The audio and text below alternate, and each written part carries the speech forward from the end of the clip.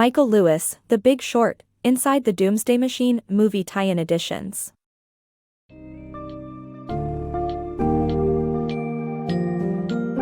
Welcome to a stark journey into a financial world turned on its head, where contradictory forces built a financial catastrophe just waiting to happen.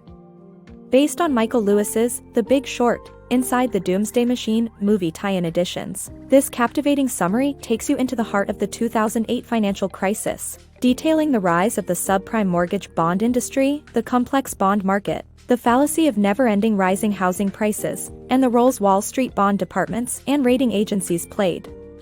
Discover how several key individuals, like Steve Eisman and Michael Burry, foresaw the crisis and unraveled the intricate web of deceit and greed obscuring the impending collapse.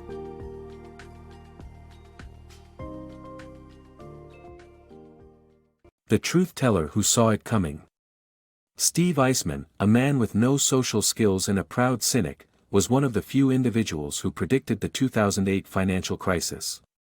While working as a hedge fund analyst, he discovered the household finance company's fraud in selling second mortgages, which involved fooling customers into paying 12.5% interest on 15-year fixed-rate loans when they were told they would pay only 7%. Eisman proceeded to spread the word to reporters, advocates, and government officials.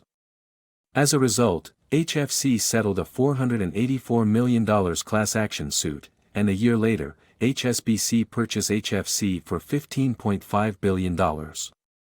This eye-opening experience resulted in Eisman slowly turning into a Democrat and made him realize the effects of a lack of government regulation and the looming doomsday machine. Eisman recognized that Wall Street bond departments made huge sums of money by exploiting customer fear and ignorance in the bond market. Overall, his curiosity, doubt, and reputation as a truth teller allowed him to see through Wall Street's ignorance, false optimism, and fraud that characterized the era. The subprime mortgage meltdown. In the early 2000s, the subprime mortgage bond industry boomed, with nearly $500 billion in issuance per year. The bonds were built on the backs of ordinary people lured into loans they could not repay. The belief on Wall Street was that housing prices would rise indefinitely, making the lenders' risk non-existent. As the summer of 2006 approached, home prices began to fall, and the reality of the situation became clear. Boardroom strategists continued to generate as many loans as possible and fed them to investment banks to transform them into bonds. The financial crisis of 2008 became inevitable because of the relentless stupidity of bank CEOs who didn't know what was going on in their bond departments, bond traders who didn't understand their business or the instruments they were selling, rating agencies that manipulated data for their own benefit, and mortgage loan practices designed to enlist as many borrowers as possible, regardless of their creditworthiness. The Soulless Machine of Wall Street. The book delves into the complex financial instruments including CDOs and credit default swaps. It exposes the greed and fear of the insiders in masking risks and maximizing returns. This doomsday machine was designed to bleed every drop of equity from the housing market and create synthetic CDOs. The book highlights the catastrophic nature of the unraveling of the multi-trillion-dollar U.S. bond market caused by the complexity of these instruments. The derivatives were contracts between buyers and sellers based on mortgage-backed bonds prices. At peak performance, it enabled people to undermine or circumvent the financial system, see the opportunities in calamity and bet on that outcome.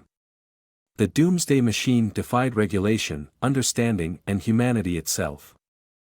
The Hypersensitive Investor. Dr. Michael Burry, an eccentric physician-turned-scholar, was hypersensitive to unfairness and had a knack for recognizing market weaknesses.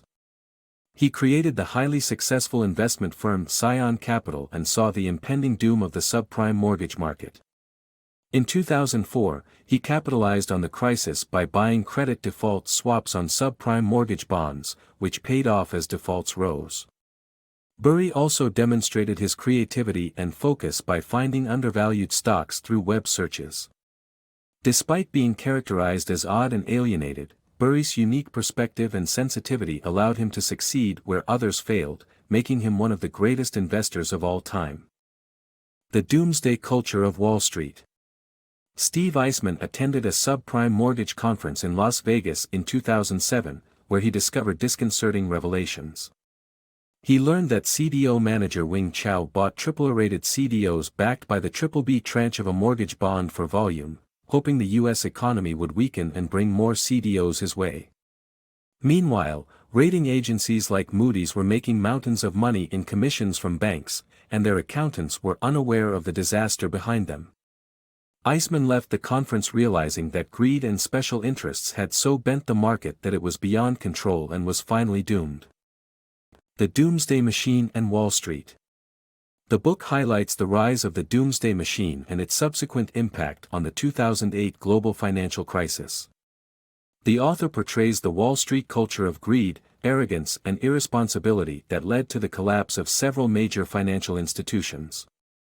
It also examines the individuals who fueled the financial disaster, such as Morgan Stanley star bond trader Hubler, who made increasingly risky investments. When the bubble finally burst, Morgan Stanley was left with worthless securities, and the firm tricked itself into persuading rating agencies that consumer loans were as reliable as corporate loans when, in reality, huge losses occurred. The book also examines the lack of consequences for those responsible, with CEOs leaving with millions of dollars despite their poor decisions. Ultimately, the book presents the financial crisis as a byproduct of the power of greed among bankers and investors, rooted in the loss of personal responsibility brought about by the shift from partnerships to public corporations.